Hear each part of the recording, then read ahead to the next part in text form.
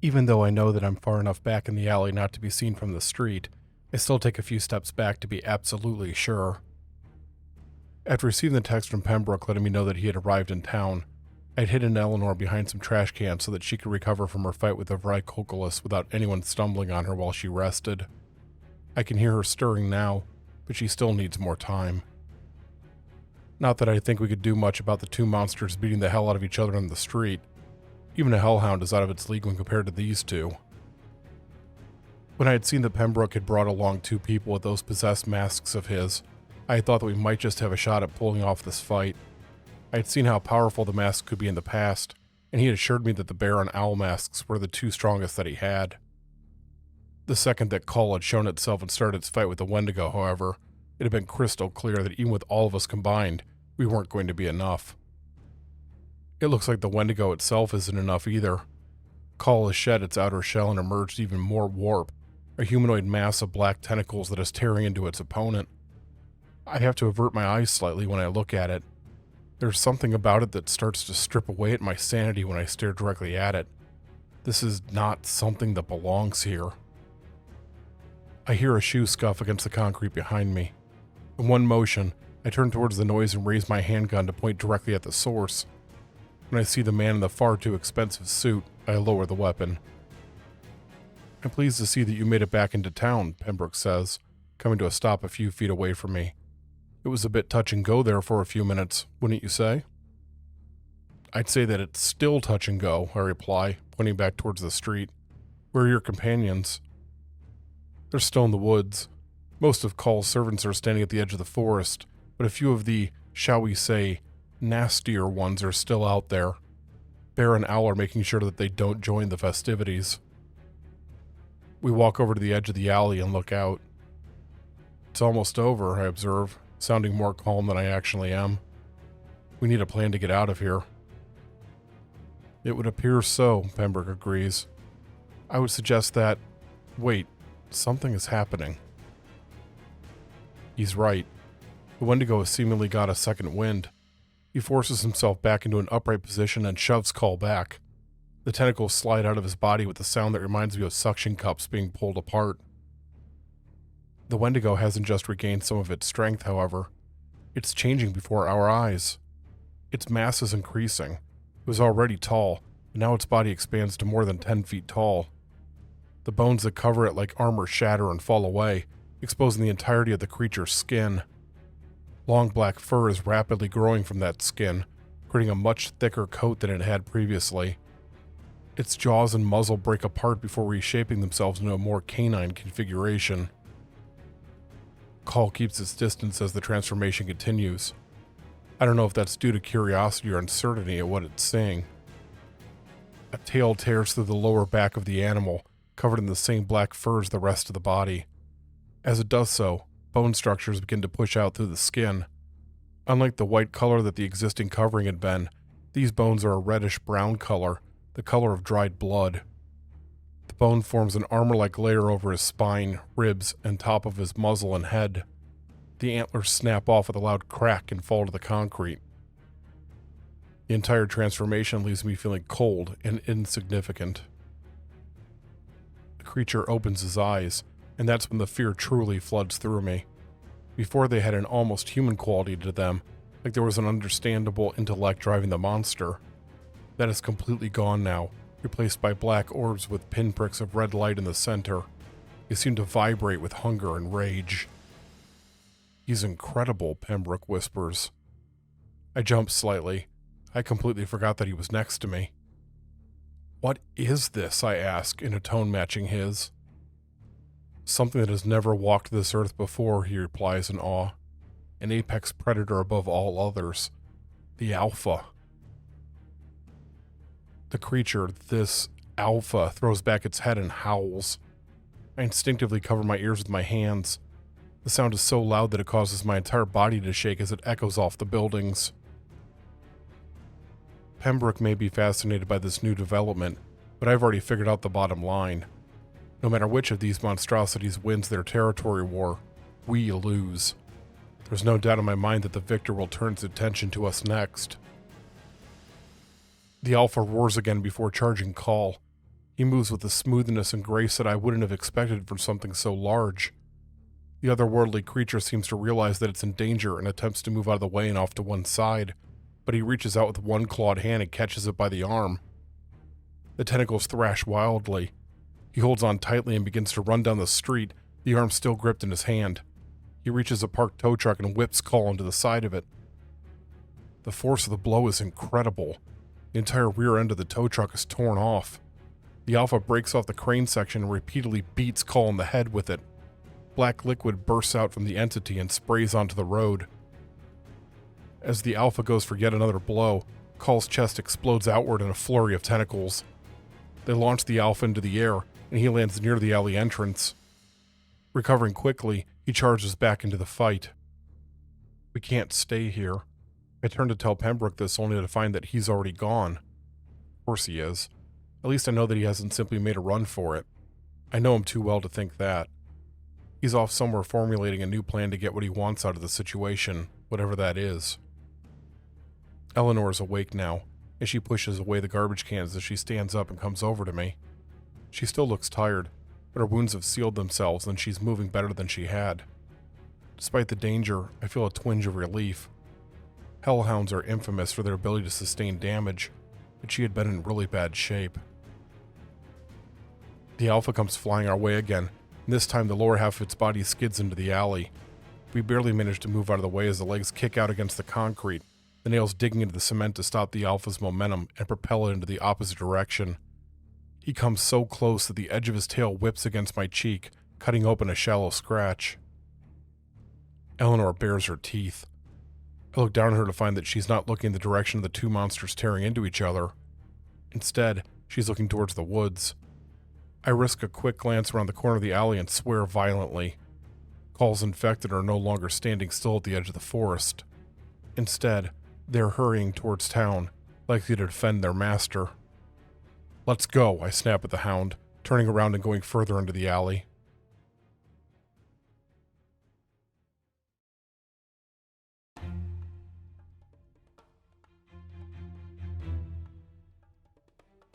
About halfway down, there's a door leading into the store that makes up one side of the narrow street.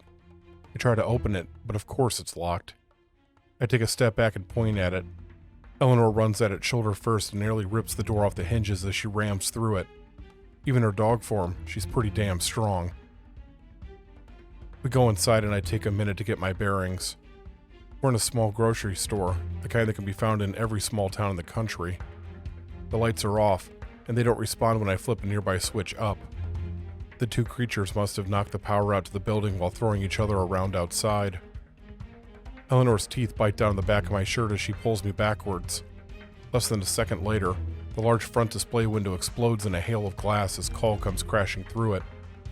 It breaks through a pair of displays and comes to a stop against a dairy case. If she hadn't gotten me out of the way, I would have been directly in the creature's path. The Alpha comes running in after it, his claws extended outward and his teeth gnashing in excitement. He bites down on Call's left arm and rips it completely off. Call emits a high-pitched squeal. As the Alpha spits out the arm and leans in for another attack, however, a group of tentacles extends out of the new hole and pierces into his body. The tentacles slam him into the ceiling before forcefully throwing him to the floor head first. Call gets back up and pierces into the Alpha's body with the same cluster of tentacles. He grunts and starts to sever them with his claws. They lock up with each other again and fight back outside. Pieces of the ceiling are falling from the section that the Alpha was bounced against. The breaks and cracks are quickly spreading. Gritting my teeth, I run across the grocery store to the far side, the ceiling collapsing all around me. There's another door here, and I quickly unlock it and pull it open. Eleanor and I go through and find ourselves in another alley. This alley is even more narrow than the one we had started in, and there are 3 dumpsters that block off sections of it. Not wanting to go in the direction that the fighting is happening in, we run in the opposite direction. With Broken Bend being so small, we're only a couple of blocks away from the edge of town. As long as the 2 beasts keep themselves occupied a little longer, we'll be able to escape. We come to a stop as over a dozen of Call's infected appear at the exit and rush down the alley towards us. Turning back around, we dash back in the opposite direction. Both Call and the Alpha hurtle past the street side of the alley. This is the absolute last direction I want to be heading in, but it's not like we have a choice. I risk a glance down at Eleanor. She's mostly recovered from her injuries, but I don't think she's at the point where she can become a full hellhound again. She might be able to channel enough of it to get us some breathing room, though. Block them off, I tell her, coming to a stop. Eleanor turns back towards the advancing infected and opens her mouth wide. The flame that spews forth isn't nearly as large or as hot as when she's at full strength, but it's more than enough to light most of the alleyway on fire. All of the wood and trash is immediately set ablaze, creating an inferno-like wall between us and the infected. I've seen a lot of horrible things tonight. None of them are worse than the sight of what comes next. The infected don't stop on the other side of the flames. Instead, they run straight into the fire without even breaking stride. I watch as skin and muscle are melted and bone is charred and warped. The few that manage to come through the fire while still alive are only able to make it a few inches before succumbing to the incineration. I shake my head and force myself to stop looking. We have to keep going. The fire is starting to creep up the walls and into the buildings. Hellfire isn't like normal fire. It can burn through materials that typical flames can't. It won't be long before the buildings are consumed and the fire spread to others. It's very possible that all of Broken Bend will be ash by morning. I can't think of a better fate for such a cursed town. Cleanse the entire damn place. We've been driven back into the main road. The Alpha seems to have the advantage, at least momentarily. Call is lying on the pavement while he stands over it, his clawed hands on both sides of its head as he slams it into the ground. Multiple tentacles are buried deep into his flesh, but he either doesn't notice or he doesn't care. On the far side of the street, Bear and Owl are blocking the path of more of Call's infected. When I had first seen them when they arrived in town with Pembroke, they had been spry, almost eager to fight. Now they look tired and on the defensive. They're still managing to hold the line, but I doubt that will last for long. While they're busy with the humans, a possessed monster manages to slip by. It's a Sasquatch, the second that I've seen tonight. They're not the rarest of cryptids by far. Still, it's surprising to see multiples in the same place. Whether it's Call or Broken Bend itself, there's obviously something that's drawing all these creatures to the same place. The 7-foot-tall ape-like Sasquatch heads straight towards me. I set my feet and grip my rifle tightly in my hands. When it's almost on top of me, I strike at its face with the butt of the weapon. There's an audible crunch as the nose breaks. It staggers backwards, and I take the opportunity to reverse the rifle and fire a shot into its head at point-blank range. It collapses lifelessly into a heap. It's barely had time to fall still before there's an intense pain in my shoulder.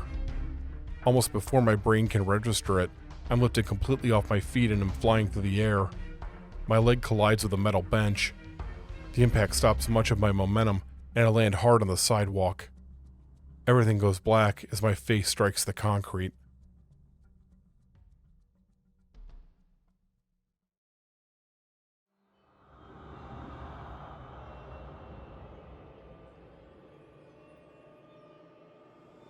I'm not sure how long I'm out, but it can't be for more than a few seconds. This isn't the first time that I've been knocked out. It happened a couple of times during my days in the military. This time is different, though. Everything around me seems so far away, and I can't seem to fully clear my vision. I have to be concussed. Even through the haze, I can feel a searing pain in my shoulder. After a brief struggle, I'm able to roll over enough to reach it with my other hand. Warm blood instantly covers my fingers. Whatever hit me really tore into me. The arm attached to my damaged shoulder is limp and numb. I can only hope that it's dislocated and not permanently damaged. I raise my head and see that the Alpha is lying on the sidewalk less than a dozen feet from me. He's breathing heavily, and his dark coat is matted down with blood. His eyes are open, and I can see that there's still more fight left in him, but he's also clearly hurting. What had at first seemed like an even fight was now tipping in favor of Call. Our eyes meet for a brief moment. I'm surprised to find that there's intelligence behind his gaze. Primal, yes, but it's definitely intelligence. My view of his eyes is blocked as countless black tentacles wrap around the sides of his face. Call has come to press its advantage. It lifts the alpha off the ground by his head and holds him in front of it as tentacles begin to wrap around the top half of his body. Something isn't right. I mean, nothing is right about this in general, but there's something specifically wrong about what I'm seeing. I haven't been able to look directly at Call for more than a few seconds because of how doing so affects my mind and my grip on my sanity.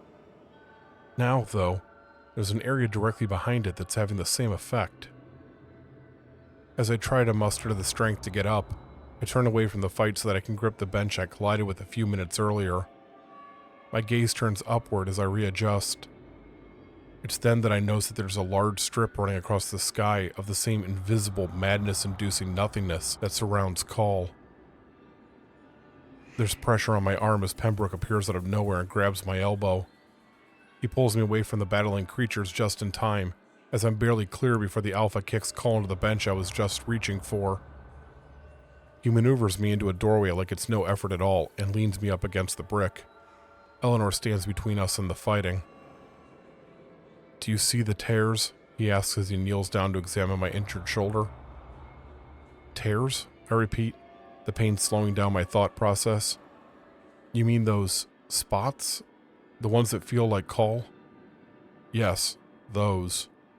He pauses for a moment. "I'm afraid that this is going to be extremely painful, Mr. Lewis, and there may be some lingering damage. Are you ready?" I grit my teeth. "Do it."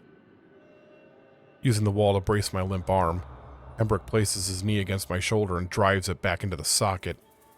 The pain is so intense that I nearly black out again, but I manage to remain conscious and I wait for the agony to subside to a manageable level. The arm is still a bit numb.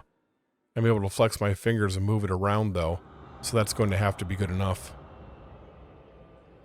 "What we're seeing is tears in reality," Pembroke continues. "As you know, bleeds are areas in our world where the universal fabric that separates our layer from the other layers and the underlayers has become thin. That allows beings from other layers to sometimes cross over into ours. These are more than bleeds, though. We're seeing places where the universal fabric is gone entirely. This world, this entire reality, is ripping apart." "Is there a way to close them again?" I ask, afraid of the answer I'm sure is coming. Pembroke stops himself before he can reply. My God. I turn my head in the direction he's looking. Beyond the still fighting Alpha and Call, one of the tears has appeared. Something is emerging from it. I don't know what it is, and I can't even make out its general shape. I know that something is there. It's not invisible or some sort of spirit. There's a physical being pushing its way through the tear. Whatever it is, though, it's not something that the human mind is capable of understanding. A migraine immediately begins behind my right eye. The indescribable being comes fully through the tear. It rapidly flashes between its unrecognizable form and pure darkness over and over again as it moves. Our reality is trying to assimilate it, Pembroke says in a voice barely above a whisper. It can't, though, at least not for very long. It comes from too different of a layer from our own. What do we do? I demand. You're really not getting what's happening here, are you? I fall silent. I am, but I don't want to admit it, even to myself. There's no way to stop this thing, or anything else that comes through these tears. They're literally unfathomable.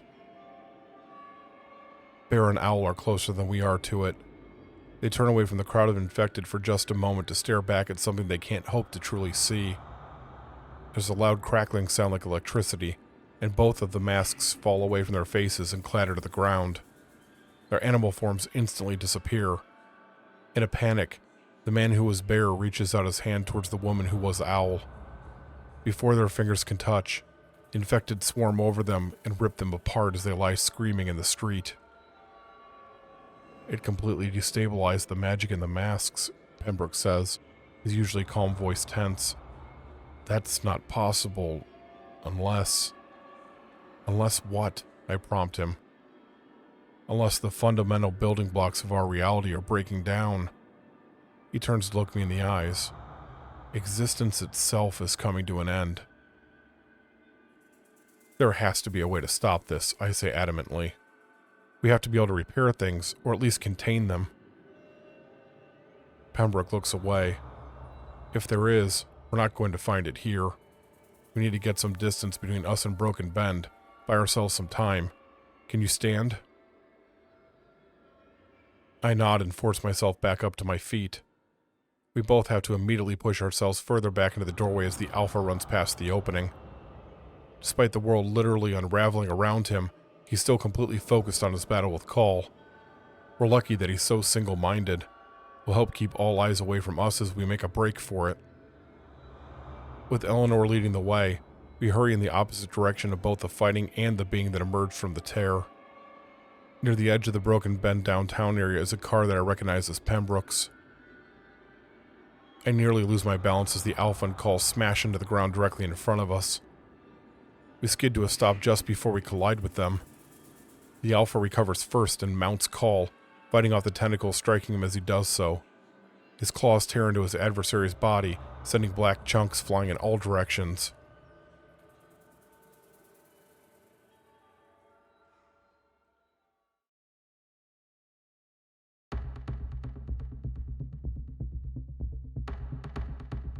Despite the danger, I stand in place and watch. This is it. The fight is coming to an end, and both creatures seem to realize this. The Alpha adjusts slightly and digs its claws into the sides of Call's neck. It squeals and thrashes around, but he easily fends off this last-ditch effort and pulls upward. He strains as hard as he can for a long moment. Everything else around them seems to go silent. There's a wet sucking sound, and it's almost immediately followed by a noise that reminds me of a zipper. Call's movements stop as both the tentacles and the mass underneath that form its head are ripped completely off of its body. The Alpha holds up the head and stares at it. He's breathing heavily, and the dozens of wounds across his body are a testament to how difficult the fight has been. Baring his teeth, he throws his own head back and howls in triumph, a ferocious sound that shatters the windows of the nearby buildings and shakes the road that we're standing on. All around us, the infected residents of Broken Bend, both human and otherwise, are collapsing. I had hoped that they would return to their former selves if their master died, but it looks like their lives were too connected to Call's. I shake my head slowly. The poor bastards hadn't had a chance the moment they had encountered the monster. It's something that I can identify with all too well. The Alpha finishes his howl and turns his head slowly towards us. His eyes lock with mine for a moment before they continue on to Eleanor. She growls in the back of her throat and moves so that she's standing directly between me and the beast. I take a step forward, and the Alpha's attention snaps back to me. I hold up my hands to show that they're empty before slowly continuing on until I reach Eleanor. I kneel down and place my hand between her ears and gently stroke her fur.